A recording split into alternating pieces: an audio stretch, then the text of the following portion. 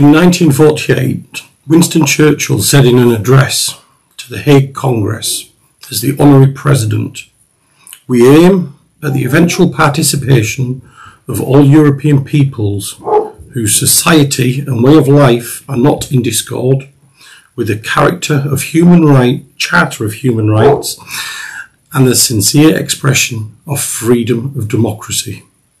The Second World War was a fight between good and evil to protect the freedoms and rights we have today. Many died, shedding blood and bone so that we today may have our freedoms and rights and the liberties that we take for granted.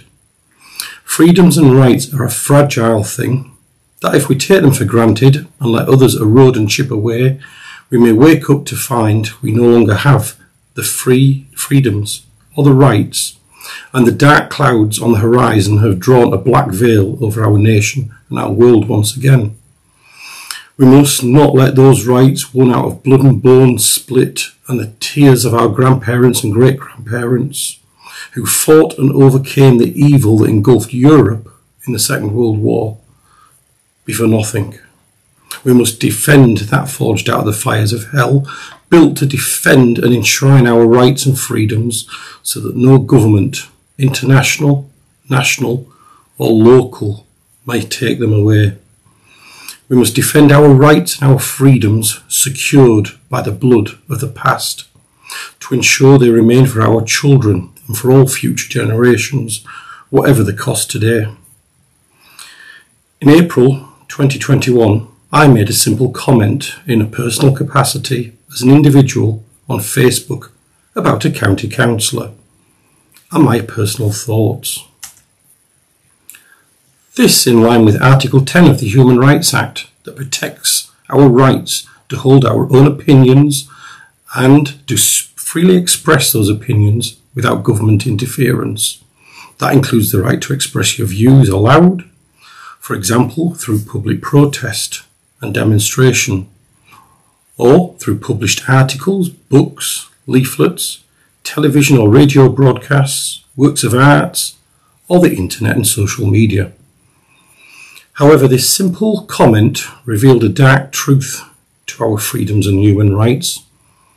It revealed that just as we see around the world today human rights and freedoms breached by nations such as China, North Korea and Russia, Penrith also joins that list of oppressive governments that seek to remove human rights and freedoms of individuals.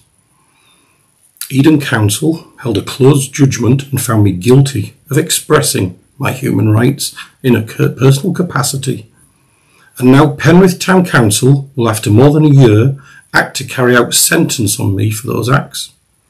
To be honest, it would be simpler for me to say enough and walk away from the toxic environment of local government in Penrith and focus my time and efforts on supporting the community in a more productive environment. However, bad things happen when good people turn and walk away.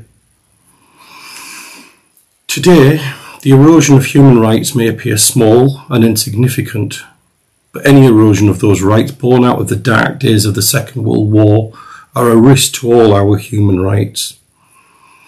As events in Europe show us today, with the horrific acts of human rights breaches in Ukraine by Russia, who have acted to also silence its own people, just as local government in Penrith is doing right now to individuals, to remove the rights to hold your own opinions and express them freely without government interference. I will not stand by and see any erosion of those rights, for the bigger right and risk to all our rights is too great.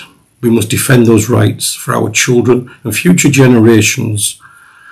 Through not acting to defend those rights, the risk is too great. I will on Monday stand up, not to defend myself, but to defend the rights of all to hold opinions and views and to freely express those views.